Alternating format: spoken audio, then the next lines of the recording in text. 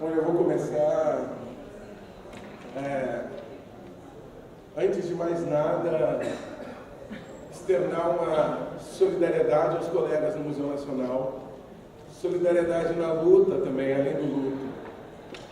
Parabenizar os organizadores por seguir fazendo esse encontro, mesmo diante da tragédia e do crime que se seguiu e que segue na tragédia, dessa narrativa horrorosa de procurar culpados entre a esquerda, desse novo fascismo que a gente vive aqui no Brasil, de tentar culpar o reitor daqui, ao qual eu me solidarizo também com muita admiração a ele, e parabenizar vocês por terem seguido fazer esse encontro, mesmo depois da tragédia com o museu. Isso mostra a força do museu, que é a vida, né, do museu, que vocês faziam no museu, né? Os estudantes, os pesquisadores. Então, antes de tudo, enquanto funcionário público, enquanto servidor de uma universidade pública, eu me coloco na solidariedade e estendo admiração pela resistência de vocês. E agradecer a Luísa e o Luiz Felipe pela organização também, né? Essa sofisticada diplomacia peruana que colocou os brasileiros e as brasileiras aqui em diálogo num tema tão urgente e que mostra que a gente realmente precisa sentar para dialogar sobre essa situação também trágica que esses coletivos enfrentam hoje na Amazônia. Esse encontro também, eu acho que é importante a gente destacar que ele já veio um caminho da salsa em Lima, né?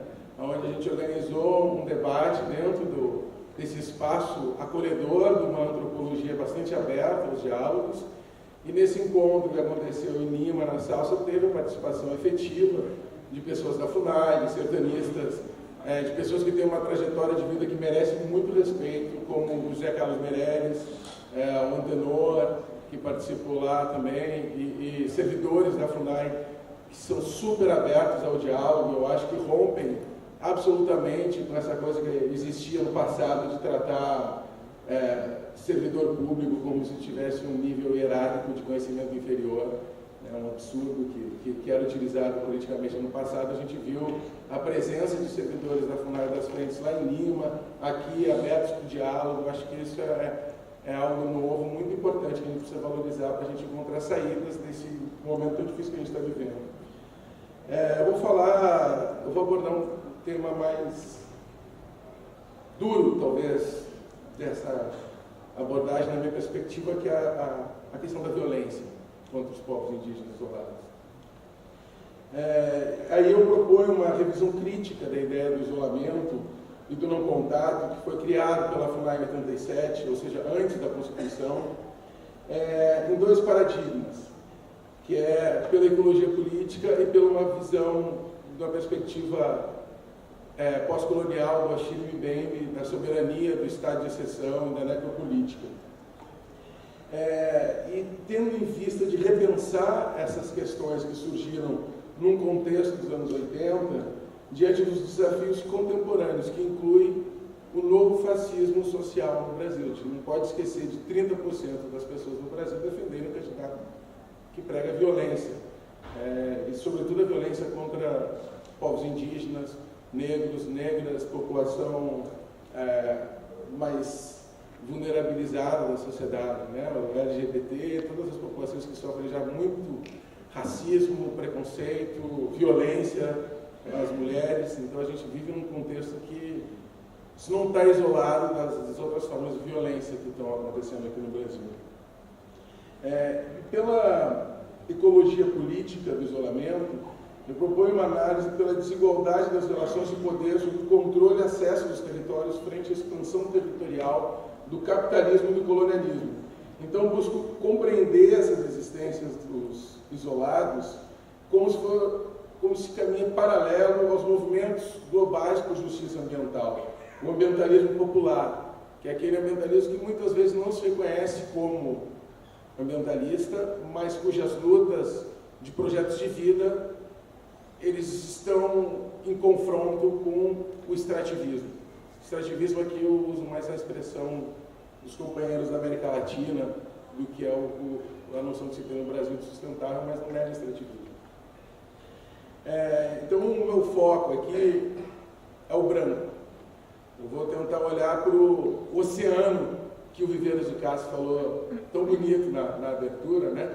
Para compreender essas ilhas, esse arquipélago, e sugerindo também algumas relações desses arquipélagos, dos isolados, mas o meu foco vai ser esse mar de lama que está isolando tantas, talvez, resistências, né? E eu acho que nesse sentido tem um possível diálogo também com uma outra fala do Viveiros, que é dos involuntários da pátria, quando ele fala dos indígenas como aqueles que pertencem à terra, aqueles que defendem a terra. Talvez aí tenha uma conexão com essa perspectiva dos movimentos de justiça ambiental.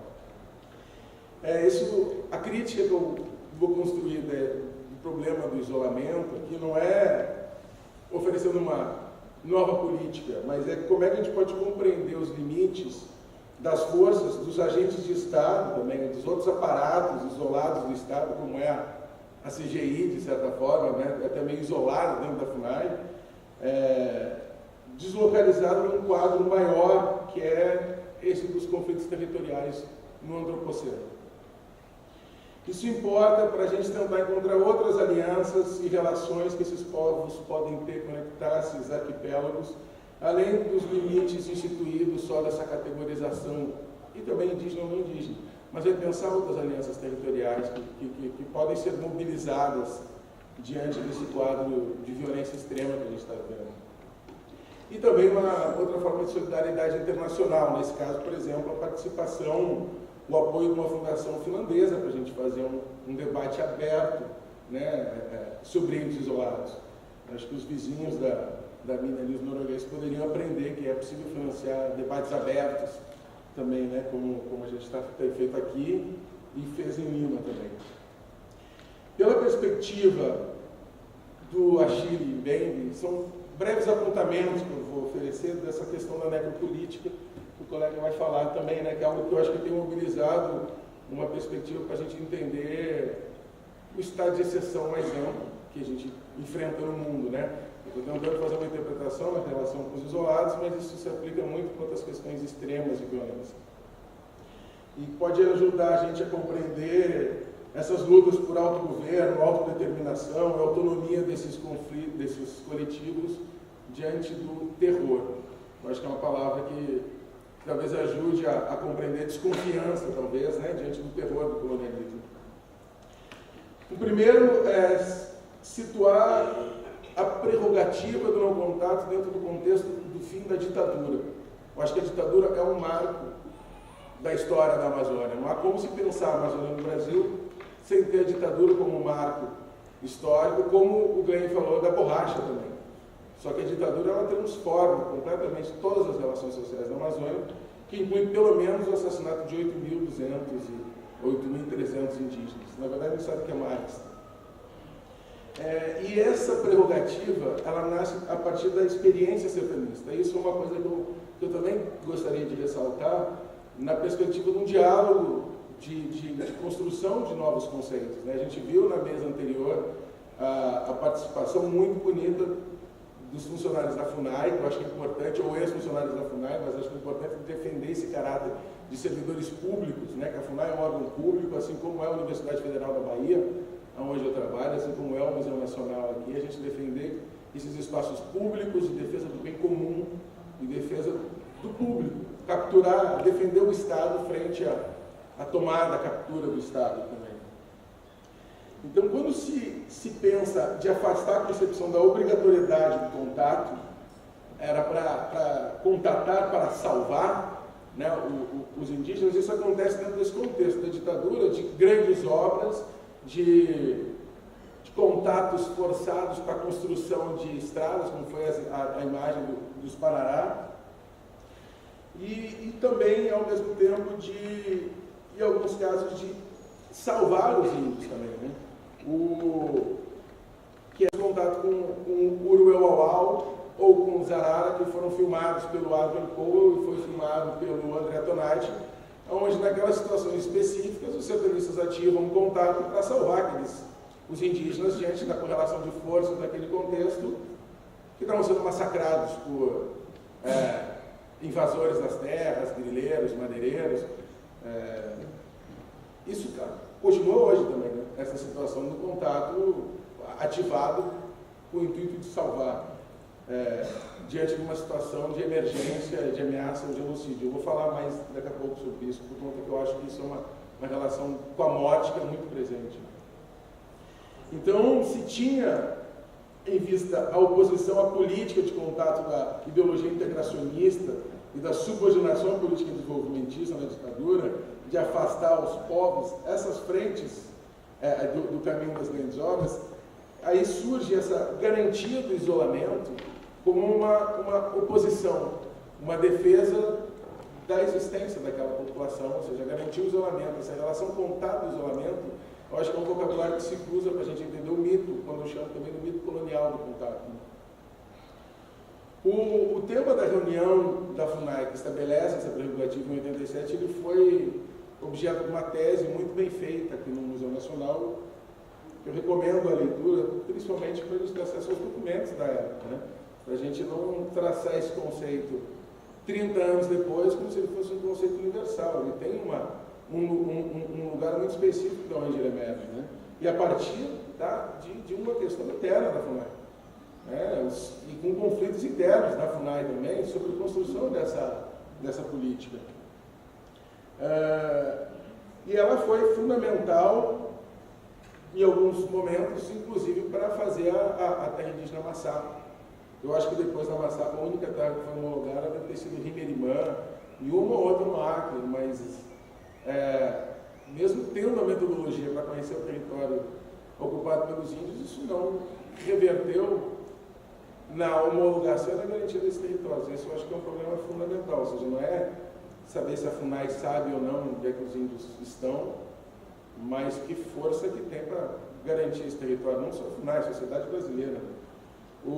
Esse trabalho foi de construir uma metodologia para conhecer a ocupação territorial sem estabelecer o contato, foi muito liderado também pelo Antenor, que está aqui. Eu acho interessante, aí pensando junto com, e a partir da experiência dessas pessoas da FUNAI que estão lá na linha de frente, me chama a atenção que se o Antenor, naquele momento, pensou 20 anos atrás, dentro de uma configuração com outros colegas, né, sobre essa metodologia, me chamou a atenção, pode passar um pouco. Que de repente ele esteja se interessado mais hoje no oceano de lama que invadiu o divino desses territórios. Pode passar o próximo. Esse mapa feito pelo Antenor, ele publicado na Science, são dois mapas que ele plota a relação, as referências isolados a partir da base de dados da RAISM, que aqui no Brasil é liderada pelo ISA e pelo Amazon, junto com outras organizações da Amazônia, que nesse momento mostravam a pressão na Amazônia. Né? O mérito ali é dele identificar onde que tinha os índios isolados, onde tem referências de índios isolados, a gente vê que estão justamente cercados por essa pressão do extrativismo. Pode passar o próximo. Seja por gás, petróleo, nesse caso que é muito forte aqui no Brasil, do desmatamento. Né? Na verdade, a gente poderia repensar com outras pressões extrativistas aqui. Isso é o que eu ofereço nessa contribuição da perspectiva da ecologia política, ou seja, identificar as lutas territoriais como a luta pelos territórios, a correlação e a desigualdade de poder, de acesso e controle desses territórios. Né? Então, a gente vê lá na Calha Norte, aqueles pontos ali, a pressão da mineração é gigante. Né? Então, aparentemente não tem desmatamento, mas tem outras pressões ali que estão tentando ilhar essas resistências ali. Pode passar,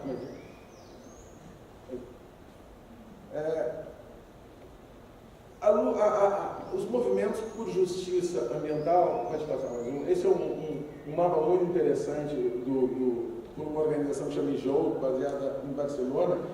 Eles tentam perceber a resistência dos povos de vários movimentos autônomos e que podem se relacionar entre si como se fosse um movimento global de resistência à mega extração de recursos naturais. Eu acho que isso tem uma relação possível para a gente identificar também onde é que esses povos estão, digamos assim, nas frentes das fronteiras.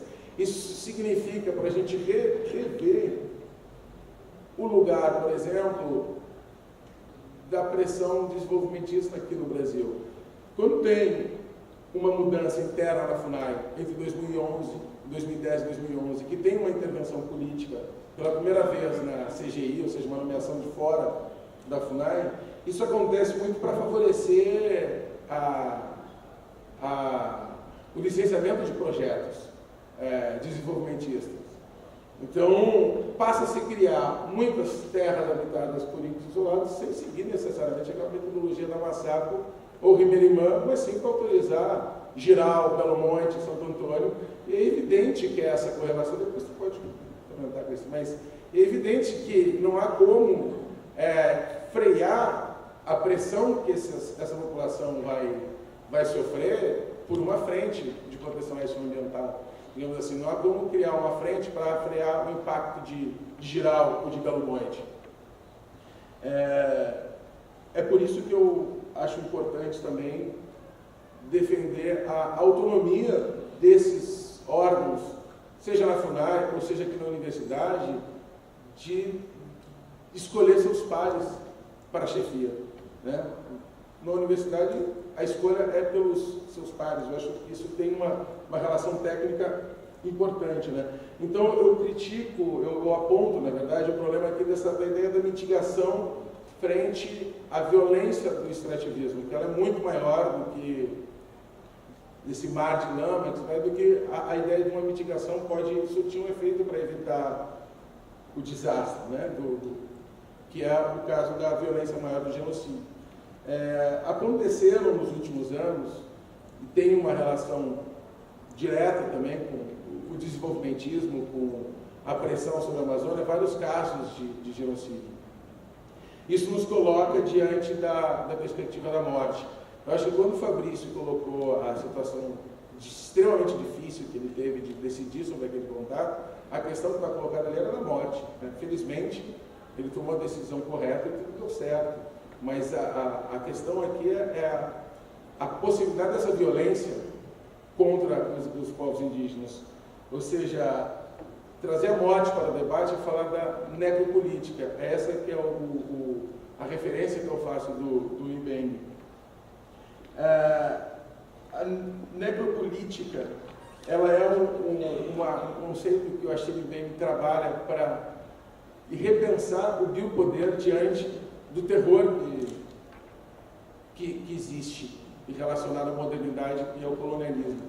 Sobretudo as formas hoje de terror, de violência extrema. Eu relaciono aqui no Brasil uma dessas formas de instauração da violência à ditadura. No caso da violência no Vale do Javari, o relatório da FUNAI mostra como a violência da ditadura impactou os matis, né? Que eles, quando citam que a partir de 82 o povo matiz passa a se concentrar próximo ao posto indígena da FUNAI, no Baixo Igarapé Poeiro, em decorrência de um grave surto que dizimou grande parte da população matiz, permanecendo nessa região por anos, recuperando-se. Ou seja, diante desse trauma profundo, dessa desestruturação, própria destruição do povo que aconteceu algumas gerações atrás, com as quais a nossa geração tem que lidar. E num estado que não teve nenhuma reparação da ditadura.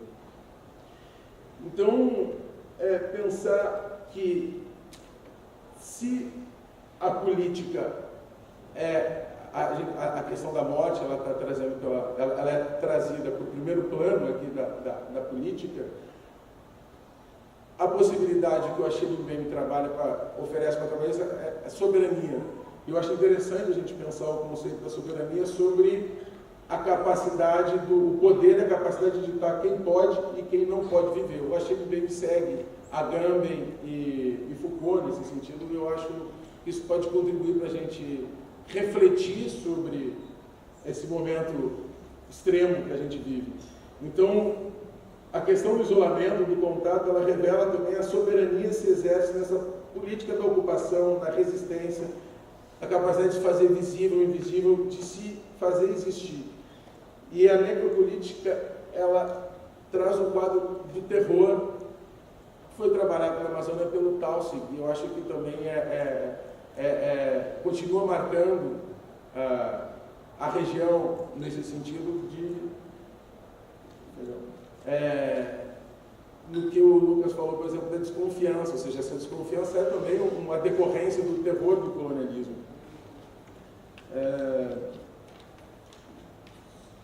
Não vou entrar mais em detalhe, o tempo acabou, mas de trabalhar a minha perspectiva de ver esse oceano branco que, digamos assim, ou de lama, né, para fazer mais uma relação com essa marca, que constrói esse ambiente de violência, de terror. Ele cria mundos da morte. Eu acho que a relação difícil que esses povos, terrível, né, de terror, literalmente, que esses povos vivenciam, provoca a gente a trabalhar nessa perspectiva. Assim, talvez não estou oferecendo usar soberania em vez de autonomia, mas ter em mente a pressão da morte na questão dos isolados. Boa tarde a todos e a todas. Em primeiro lugar, eu gostaria de estender minhas condolências por a perda do Museu Nacional e agradecer também aos organizadores por o convite e por aceitar minha palestra, né? Eu vou falar em espanhol porque eu prefiro falar um castelhano claro a portuñol muy ruin, ¿eh? Entonces es más fácil hablar para mí en español. Entonces yo creo que mi tema un poco es la retroalimentación de todos los trabajos que hoy día he visto. Estoy muy feliz, muy contento de que exista una comunidad de científicos que estén preocupados por los pueblos indígenas en aislamiento. Yo también voy a tocar un tema que es muy delicado y que también tiene que ver con lo que Felipe ya ha mencionado. Efectivamente, yo me voy a guiar más por imágenes que voy a pasar muy rápido porque tengo muchas imágenes y que en cierta forma tienen las ideas preliminares de mi trabajo de doctorado. Siguiente. Yo estoy estudiando mi doctorado en el programa de posgraduación en Sociología y Antropología y en el Núcleo de Altos Estudios Amazónicos. Soy profesor de Derecho en la Universidad de Cuenca, enseño Historia del Derecho, Derecho Constitucional, Derechos Humanos. Entonces, ahora empecé a mudar hacia la antropología. Hace algún tiempo descubrí que soy más antropólogo que abogado. Entonces, siguiente. El problema que yo voy aquí a hablar tiene al menos dos partes, ¿no? Los pueblos indígenas en aislamiento y el etnocidio y genocidio étnico-cultural.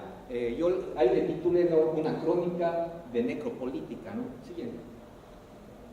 Entonces vamos por la primera parte, sobre los pueblos indígenas aislados en el Ecuador, quiénes son y en dónde están. Siguiente. Yo prefiero llamarles pueblos libres, ¿no? Aquí he oído, felicito también a Lucas, que también propone otras categorías, ¿no?, que nacen de los pueblos indígenas, pero siguiente. ¿Quiénes son los pueblos indígenas en aislamiento? En primer lugar, son seres humanos, ¿no? Aquí tenemos, digamos, una infografía muy, que tiene como fuente el informe de la CIDH. Efectivamente, nosotros nos vamos a concentrar en el Ecuador, donde hay dos pueblos indígenas que están protegidos en una zona de 758.051 hectáreas y que están en un constante exterminio hace mucho tiempo. Tanto tiempo que estamos en exterminio que desde 1500 a 1900, desde el inicio de la modernidad, efectivamente, lo que incluso cuando leí por primera vez a Malinowski, vi que él ya reportaba casos de etnocidio, es decir, él ya decía que había un etnocidio, más no se investigaron mucho sobre esas consecuencias. Siguiente. Yo voy a hablar de esos dos pueblos indígenas que habitan en la Amazonía del Ecuador, que les llaman los Tagaeri Taromenani, porque como ya hemos oído a los colegas, no sabemos cómo ellos se llaman a sí mismos, no tenemos información. Y son pueblos que yo prefiero llamarles pueblos libres de invisibles. ¿Por qué invisibles? Porque vamos a ver que efectivamente la sociedad envolvente ha invisibilizado la situación de estos pueblos. Los Tagaeri Taromenani es un nombre que viene del idioma Wao, Tirido o Tededo, ¿no? Es un lenguaje, y Bruna tal vez nos podría ilustrar en un estudio, porque es una lengua isolada, ¿no? Es decir, es una lengua que no tiene un contacto o familiaridad con las otras familias lingüísticas en el Amazonas, ¿sí? Entonces, estos pueblos empezaron un proceso de estrategias de ocultación, ¿no?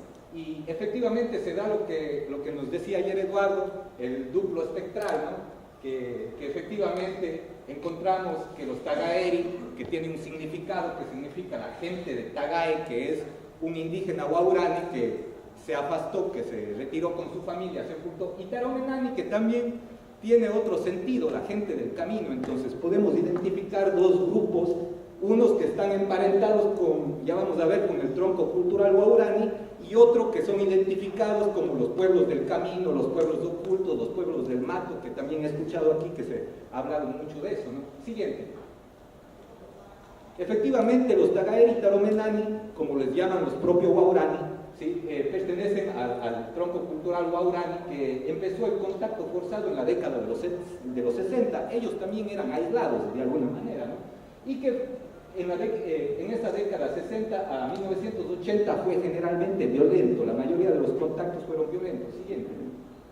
Efectivamente, en el 1948 empieza la exploración del petróleo en la Amazonía del Ecuador. En el 65 el consorcio Texaco Golf empieza ya la primera extracción de crudo en la zona, y coincidencialmente en esa misma época también ingresa el Instituto Lingüístico de Verano en el 56, y coincidencialmente también ingresan los misioneros dominicos para entrar en contacto y empezar ese proceso de ocupación territorial y de limitación de un área que era de interés del Estado y del mercado petrolero para extraer los recursos. Efectivamente, ese proceso de pacificación también significó un proceso de relocalización de esos pueblos y también de pérdida territorial, que fue acompañada también por los procesos de extracción de los madereros y por las misiones, que provocó que los indígenas isolados empiecen a responder violentamente mediante acciones de ataque y de defensa. Siguiente.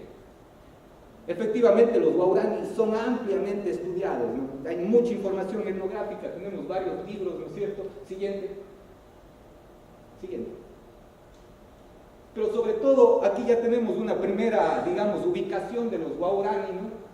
Con una fuente del 81, donde se ubicaban las familias Waurani en el momento del contacto, ¿no? Que eran 4 familias Waurani. De esta última familia, los Waiperi, que están ubicados en esta zona, se van a desprender los grupos de los Tagaeri, que hablamos hace un momento. Siguiente.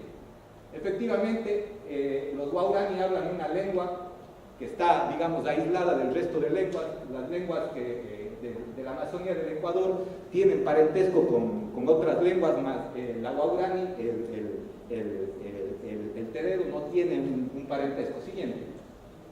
También tenemos muchas películas respecto de los Waurani, de los Taromenani, documentales que aquí tenemos, digamos, realizados en varios años. Siguiente. Y también tenemos un informe, el informe de la CIDH, que reconoce la situación de vulnerabilidad, que reconoce la situación de violencia extrema, ¿sí? Y que también de alguna manera nos hace ver a los pueblos en aislamiento, a estos pueblos que tienen ciertas características culturales especiales, como la alta movilidad, que en el caso de los Waurani es úxoro local, es decir, las mujeres Waurani tienen la tendencia a regresar a sus territorios, ¿sí? Y familia clánica, cazadores-colectores, aquí tal vez también aumentaría un cierto tipo de protoagricultura con las chacras que ellos tienen, y también tienen procesos de guerra intra y extratribal. Esos procesos de guerra les ha llevado a procesos de resistencia, de defensa, ataque y captura de objetos útiles. Siguiente. El territorio, ¿dónde viven? Siguiente.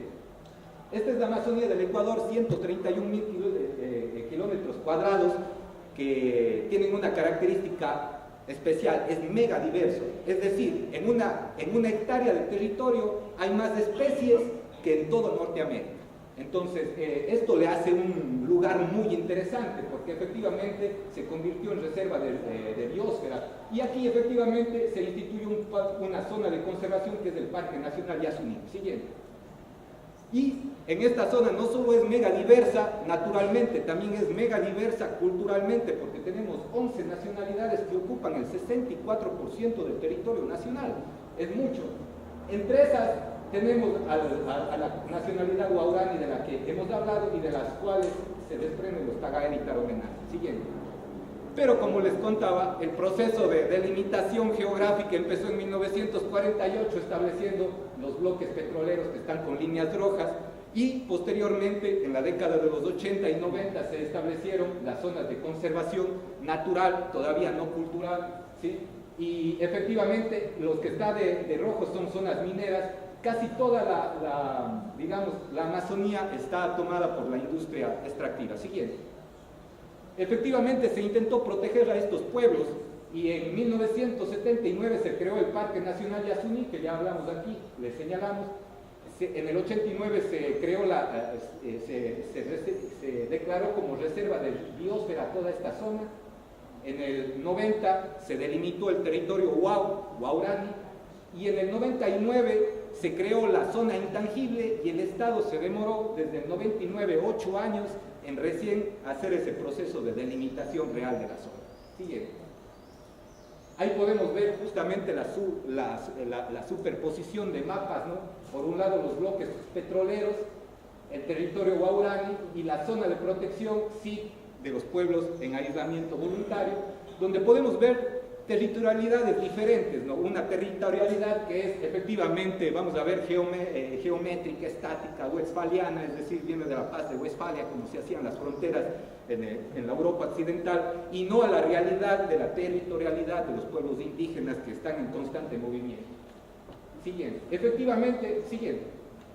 Efectivamente podemos encontrar, se ha identificado evidencias de 4 grupos, ¿no? Que están muy cerca de la zona de explotación. Esta es una carretera que se llama la vía Auca, ¿sí?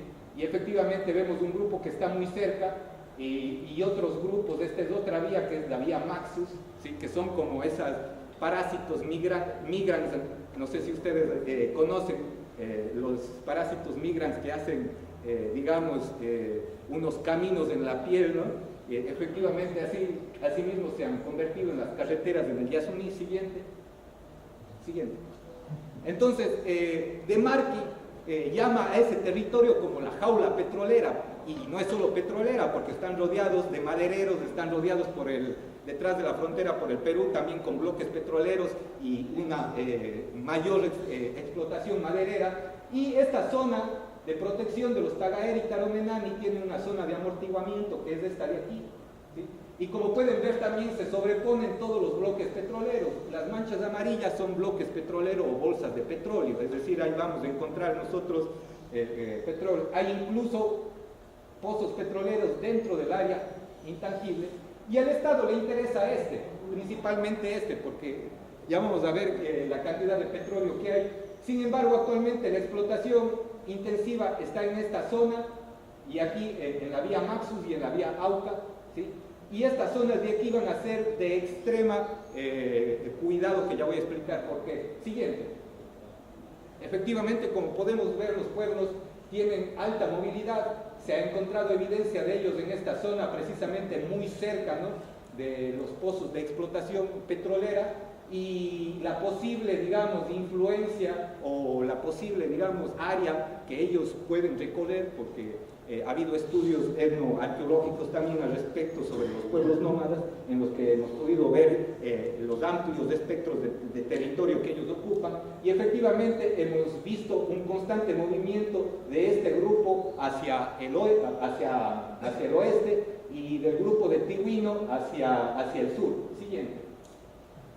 Aquí tenemos un mapa 3D al respecto, y aquí vamos a encontrar algo interesante, una primera acción del estado de ocultamiento. Aquí ya vamos a encontrar 2 mapas que se van a contradecir, ¿no? El mapa creado por el Ministerio de Ambiente, que identifica estos 4 grupos, y el mapa creado por el Ministerio de Justicia, que moviliza todo digamos, las evidencias más al sur y desaparece este grupo de aquí para efectivamente empezar la explotación del bloque 31 y bloque 43 ITT.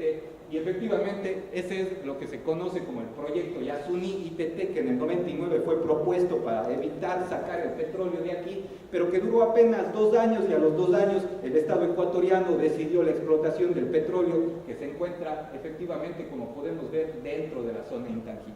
Siguiente. Y aquí podemos ver, digamos, la propuesta de explotación. La propuesta de explotación, como les digo, quiere introducir una vía, un parásito migrans, ¿no es cierto? Efectivamente ya está construyendo esta vía, ya vamos a ver fotos actualizadas de esto, y esta vía también está en construcción y ya está muy cerca de este campo que está dentro de la zona de amortiguamiento. Siguiente. Aquí tenemos un estudio, ¿no es cierto?, de Zapata, hecho en el 2003, donde también hace un mapa sobre las amenazas, ¿no es cierto?, donde hace una cartografía identificando el número de amenazas en cuanto a construcción de carreteras, en cuanto a deforestación, colonización, cacería ilegal, explotación de petróleo. Siguiente. Aquí podemos ver también el índice de amenaza en cada área. Siguiente. Y el impacto de las carreteras, cómo estas han impactado precisamente el territorio de la zona de biosfera. Siguiente. Aquí podemos ver en el bloque 31 la construcción de la nueva carretera, que efectivamente fue autorizada a únicamente 300 hectáreas, sin embargo ya hay el levantamiento de la capa vegetal de 417 hectáreas, que está ubicada justamente en esta parte. Siguiente. También hay una simulación de los impactos causados que va a haber en el bloque 43 ITT que he mencionado, que también es un estudio muy interesante y que voy a pasar rápidamente por razón del tiempo. Siguiente.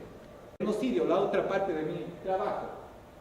El genocidio, al contrario de indígena o indio, que es un término jurídico que se convirtió en antropológico, este es un término antropológico que se convirtió en término jurídico, ¿no?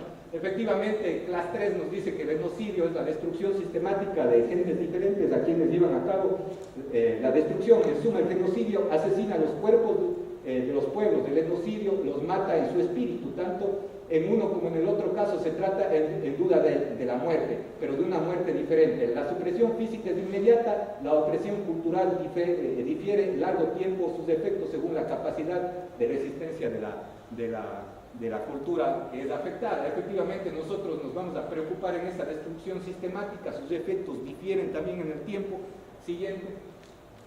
Y tenemos que hablar precisamente cómo se convirtió estos términos, digamos, en términos que se trasladan del campo antropológico al jurídico. Efectivamente tenemos ya instrumentos internacionales, tratados de derechos humanos que instituyen obligaciones jurídicas para los estados, tanto en el convenio OIT, que es un tratado internacional, como otros instrumentos internacionales, la Declaración de las Naciones Unidas, las directrices de protección para los pueblos indígenas en aislamiento, y el informe de la CIDH, que de acuerdo a la legislación ecuatoriana, todas estas son normas de aplicación obligatoria para el Estado. Sin embargo, ustedes podrán ver las fechas, ¿no es cierto?, en las que fueron digamos, aprobados estos instrumentos internacionales, y vamos a encontrar que al caso que me voy a referir ya estaban vigentes estas normas.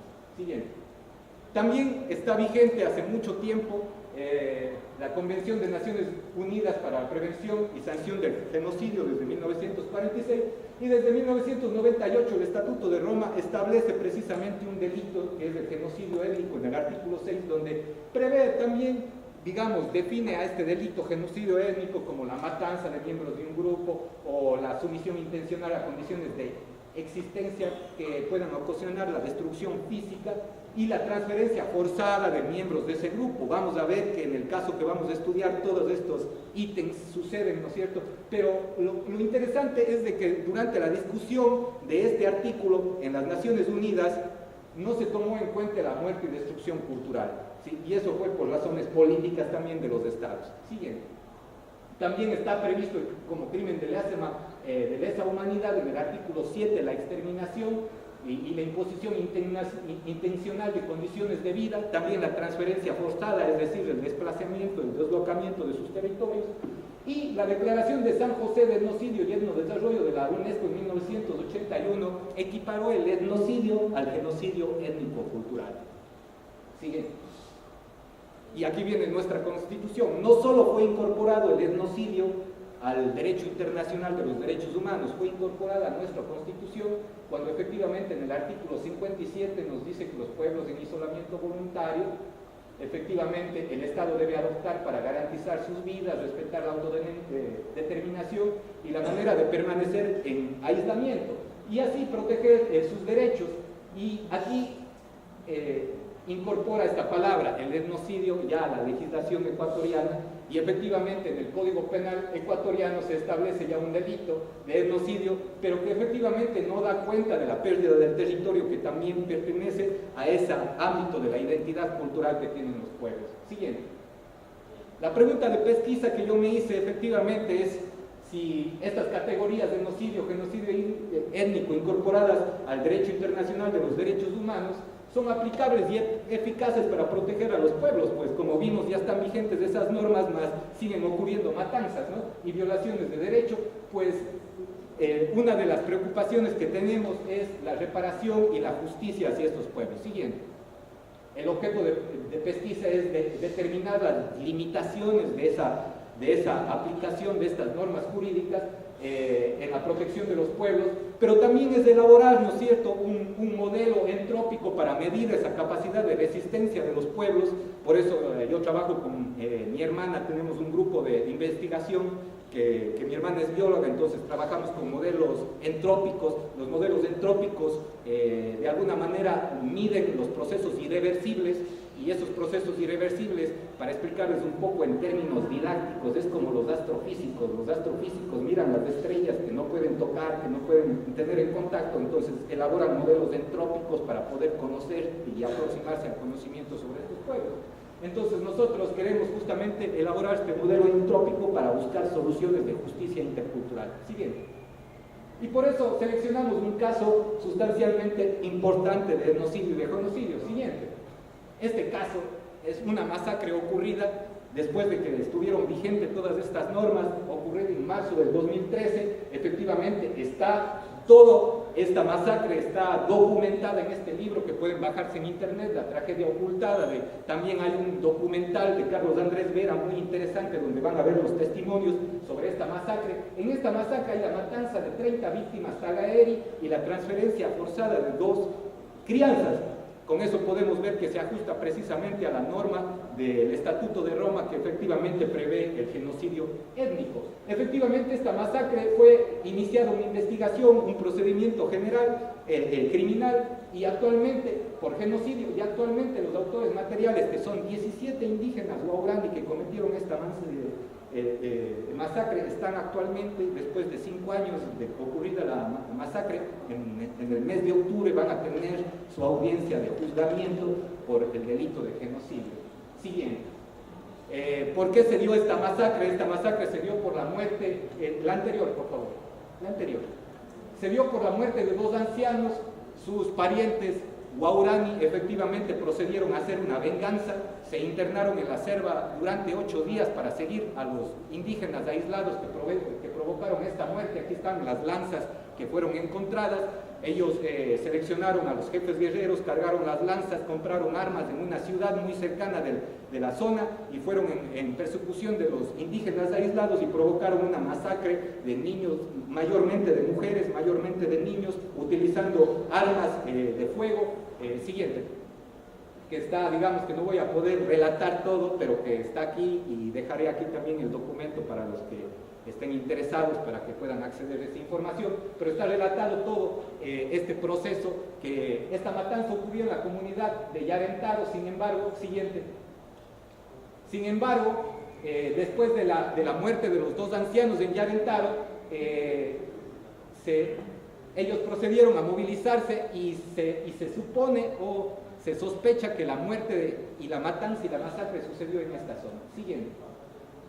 Aquí tenemos un relatorio de todos los encuentros violentos desde 1971. La muerte de los 2 ancianos sucede aquí en Yarentaro en marzo del 2003. Probablemente el asesinato y masacre de los 30 tagaeri sucede en esta zona. Sin embargo, como podemos ver, es una zona que ya tiene antecedentes de violencia desde los años 70, de los años 60. Siguiente. Y tiene un antecedente también muy importante, una masacre que ocurrió en el 2003 de indígenas, que está relatado en este libro, ¿sí? También del padre Cabo de Vila, Tiempos de Guerra, donde efectivamente no se inició una investigación, se tomaron las fotos de los cadáveres lanzados con las lanzas de los Waurani que provocaron la muerte, pero este crimen no fue investigado, no fue llevado digamos, a la justicia y quedó en la impunidad. Siguiente. Y por eso hablamos de necropolítica, porque efectivamente cuando hablamos de la necropolítica estamos hablando de esas decisiones en donde se juega la vida y la muerte, ¿no? Por un lado, estamos hablando aquí de salvar a los indígenas aislados, pero por otro lado el Estado, el mercado actúan como agentes necropolíticos. Incluso le oí al profesor Hansen cambiar la palabra necropolítica y él habla de capital, de necrocapitalismo, ¿sí? En vez de necropolítica.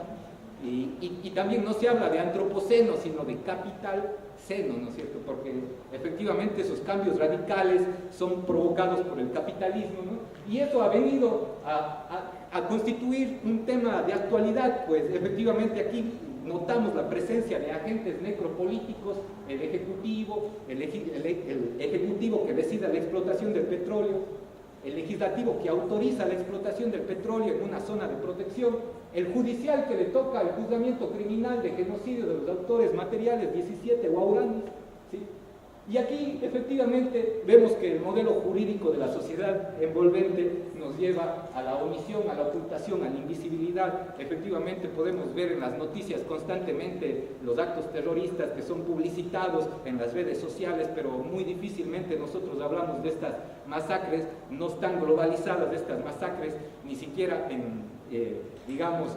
no han llegado ni siquiera a los tribunales internacionales, a pesar de que efectivamente han ocurrido. Y efectivamente uno de los retos de los operadores judiciales es la reparación de las víctimas. Ese es el gran desafío que les toca a los jueces ahora resolver, porque ¿cómo vamos a reparar los derechos de las víctimas de pueblos en aislamiento que no podemos tener contacto, ¿no? Y efectivamente la sentencia de la Corte Constitucional del 2016 ordenó que la aplicación de todas esas normas de las cuales yo he hablado se hagan con una aplicación intercultural, y este es otro reto porque no sabemos cómo vamos a aplicar interculturalmente estas normas, ¿no? Y efectivamente ese es uno de los desafíos de la pesquisa, pues esa aplicación intercultural significa tomar en cuenta esa capacidad de resistencia y también significa tener en cuenta otras herramientas de justicia transicional, porque no podemos aplicar las mismas herramientas jurídicas que hemos venido aplicando. Siguiente. Y aquí describimos precisamente un fenómeno social que tiene muchas ambivalencias, que tiene tensiones, que tiene esas dualidades entre cultura, naturaleza, civilización, barbarie, contacto, aislamiento, unidad cultural, diversidad cultural, justicia ordinaria, justicia indígena, cartografía de patrón geométrico frente a una cartografía de patrón de movilidad, intereses económicos de la mayoría frente a los intereses frente a los derechos de las minorías étnicas. Siguiente. Y yo me voy a concentrar, digamos, al menos estas son ideas preliminares, espero que todos ustedes me ayuden a delinear, digamos, mi trabajo. Yo recién estoy 6 meses aquí en Brasil, espero ficar 4 años, entonces podremos conversar ampliamente de este tema. Entonces yo veo 3 dimensiones, la etnográfica, la antropológica y la sociojurídica. Siguiente, rapidito para terminar, disculpe, yo voy a tomar unos minutos. Siguiente. La dimensión etnográfica, tenemos pocas informaciones sobre los sistemas culturales, casi no tenemos información sobre los Wao, pero no tenemos información sobre los Tagaeri y Taromenari, sobre condiciones de movilidad, capacidad de sobrevivencia, capacidad de resistencia, capacidad de resiliencia. Y eso es un desafío para la etnología, ¿no es cierto? Y pues solo tenemos una fuente, las historias, relatos, narrativas de los pueblos parientes que son los Waurani. Y efectivamente aquí podemos ver que para poder estudiar eso necesitamos un modelo entrópico. Ese modelo entrópico justamente es el que nosotros queremos proponer para el futuro, que tenga en cuenta, como decía Mina, nodos, interrelaciones, redes, ¿no es cierto? Como decía Mina, entonces queremos tomar en cuenta esos elementos para solucionar este problema. Siguiente. La dimensión antropológica efectivamente tiene que ver con la guerra, con la violencia, con el conflicto interétnico, porque aquí no está combatiendo no solo la sociedad envolvente con los indígenas isolados, sino entre los propios indígenas isolados. Y aquí tomé una reflexión del profesor Shepard, ¿no es cierto? Hay una agenda oculta detrás de todos estos contactos. Esa agenda oculta también tiene una agenda de guerra biológica, las dolencias que son transmitidas, y esa agenda oculta también tiene la intención de generar conflictos entre los diferentes clanes en la Amazonía, y esa es una realidad del colonialismo y del neocolonialismo. Por eso me interesa mucho también el trabajo de Felipe, pues habla de esa perspectiva decolonial. Siguiente. Y la dimensión sociojurídica, que un minuto más, ya con eso creo que termino, y es precisamente las limitaciones y restricciones del genocidio étnico como categoría y del etnocidio. Pues aquí estamos ante una situación de abandono y de ineficiencia, de impunidad y de falta de reparación de los derechos, pues no da cuenta del papel del Estado y del mercado en estos genocidios, en estas acciones, y la pérdida precisamente de la diversidad. Saltemos, siguiente. Ahí hablaba anterior. Y ya con esto termino, porque esto es una noticia de última mano, ¿no? Hace 2 semanas, después de toda esta guerra, esta crónica necropolítica que he contado, hace 2 semanas un grupo de indígenas taromenani se acercó a una población guaurani aquí en Yarentaro, ¿sí? Por eso yo les decía que toman en cuenta esa zona muy cerca de la explotación, y efectivamente hay un comunicado de la Asociación Guaurani del Ecuador y de la Defensoría Pública que exhorta precisamente la no intervención del Estado. Hasta el día de hoy no sabemos si se han aplicado los protocolos de seguridad de salud, y están en ese proceso precisamente sin la intervención de ninguna asistencia estatal. Siguiente, aquí tenemos un mapa justamente del registro de movilidad muy cerca de la zona donde se acercaron. Este registro de movilidad describe precisamente una movilidad cíclica. Siguiente, ya con eso termino. Y aquí está el proceso, cómo efectivamente se extendió las zonas de riesgo y de contacto por el retorno tradicional que se está dando de estos pueblos hacia el siguiente, ya las últimas. Este es el registro fotográfico de este primer contacto. Esta es una lanza que efectivamente tiene un aserrado taromenani, que está pintada de rojo en la base, que es significado de guerra, con plumas de águila arpía, las blancas con plumas de papagayo, las rojas con chambira envuelta, que significa, es una señal de visita, ¿no? Siguiente. Y los riesgos: guerra tribal, guerra biológica sin protocolos de salud, sobrevuelos, la presencia en la zona de curiosos, misioneros, petroleros, funcionarios de ONG, antropólogos, periodistas. Y con esto quiero, siguiente. Este es el grupo que integro en Ecuador. Siguiente. Muchas gracias. Esta es la única foto que tenemos. Boa noite. Não sei se boa noite ou boa tarde, mas eu venho acompanhando o pensar desse encontro desde o início, quando o ministro Felipe me procurava e nesse momento me convidou para vir fazer uma fala aqui. Eu fiquei tremendo muito quando ele me fez o convite, porque, e principalmente depois que me chegou esse subtítulo que fala que é Repensando as Abordagens Antropológicas. Eu não tenho a menor condição. Não? Eu não tenho a menor condição de repensar ou falar sobre o repensar da antropologia se eu nem conheço as abordagens antropológicas. E nesse sentido, eu achei muito corajoso para um primeiro evento que propõe juntar antropólogos aqui no Brasil para conversar sobre a questão dos índios isolados. Esse evento já está propondo repensar as abordagens. Corajoso porque nós não temos essa experiência aqui de pensar quais abordagens existem sobre a antropologia dos isolados. Né? E nesse sentido, eu digo, não, eu vou, mas aí como irá me provocou ainda há pouco, disse: Antenor, como é que é? Você só está aqui como voyeur?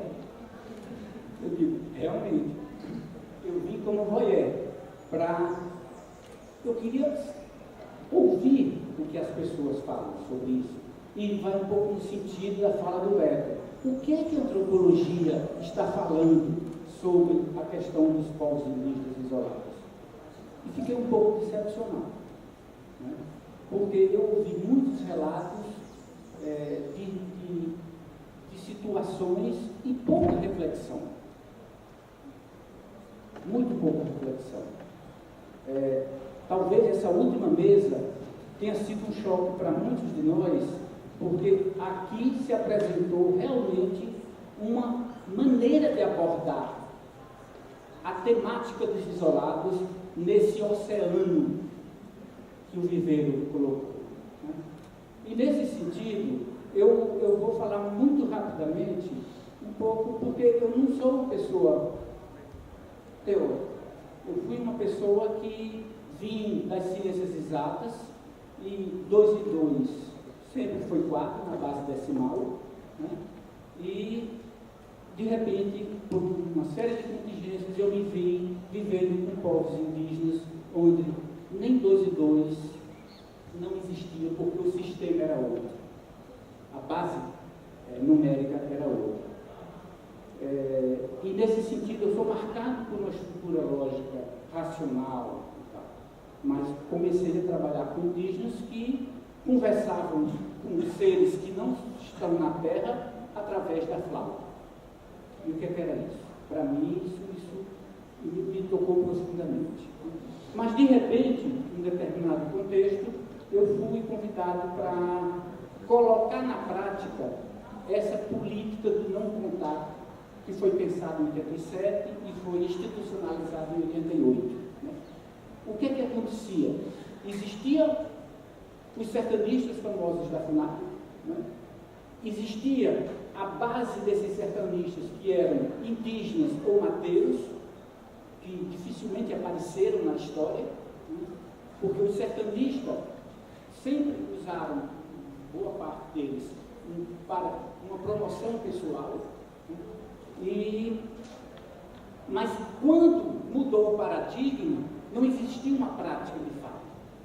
E me foi pedido para que eu fosse para o mato, para uma frente de proteção, naquela época era frente de contato, porque a equipe que estava lá para implementar a nova metodologia não, para implementar o princípio do não contato, já estava na prática implementando a política do contato, na prática, né? Ou seja, fazendo todos aqueles princípios deixados por Rondon na prática para atrair os isolados para o acampamento da FUNAP. E eu aceitei o desafio e cheguei lá e teve algo que me mudou profundamente a maneira de pensar, uma metodologia que não existia, que foi o contexto que nós encontramos. Nós encontramos um contexto de um povo lutando desesperadamente, sem arremessar uma única flecha, colocando 18 quilômetros, durante 18 quilômetros, colocando estrepes para furar os pés das pessoas e os pneus dos caminhões.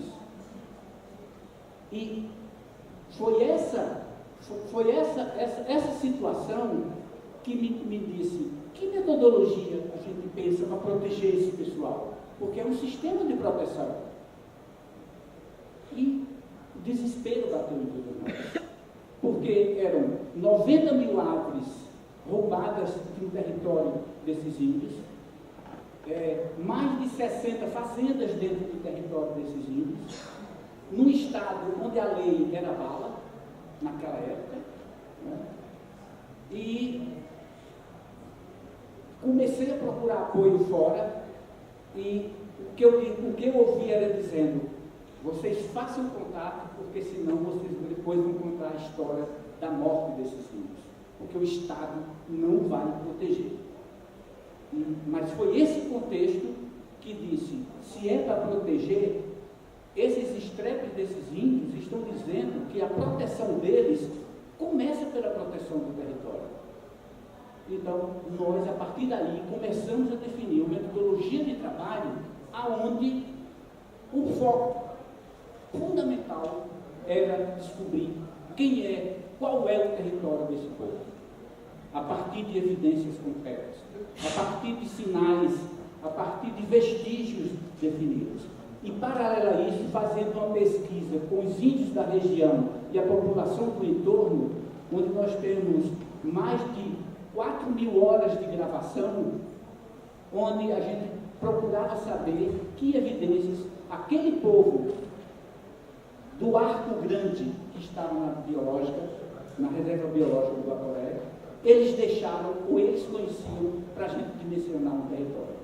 Então, na verdade, o que moldou, o que definiu nós definirmos uma metodologia de proteção, não é de denúncia, uma metodologia de proteção foi um contexto o qual nós encontramos. Nós não encontramos os índios do século passado, nós encontramos os índios do século XX, lutando ao modo deles para defender um território. Eles não são índios do passado, eles são índios do presente, assim como disse o próprio Glenn aqui. Esses índios, eles expressam a sua contemporaneidade a partir das suas expressões culturais. Eles não são índios isolados do tempo do hoje. Eles colocavam estrepe, não era para matar a anta, é para impedir caminhão de tirar madeira. Coisa que a gente não faz com nossas canetas, às vezes. Né? Então, nesse sentido, eu acho que seria... Bom, parabenizo profundamente.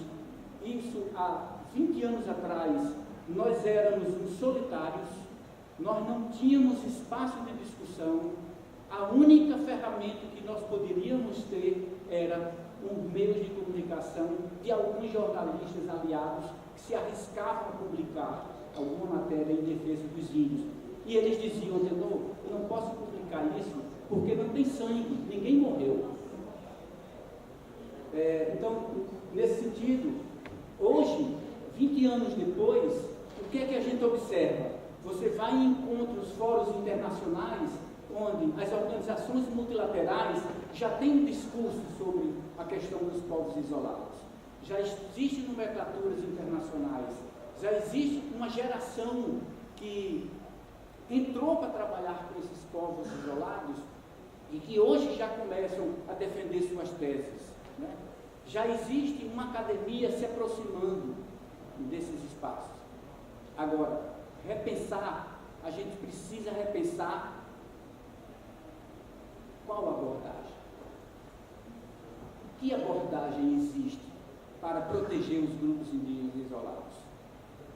Então, eu acho que está na hora da gente mapear essas abordagens. Eu considero que essa mesa final, eles apresentaram uma maneira de abordar a problemática dos povos isolados. Quer dizer, nós podemos mergulhar nas ilhas e entender individualmente, mas essa ilha está minada por uma lama que causa eles serem ilhas. Que lama é essa? Quem financia essa lama? Quem financia? É o governo dele? Não.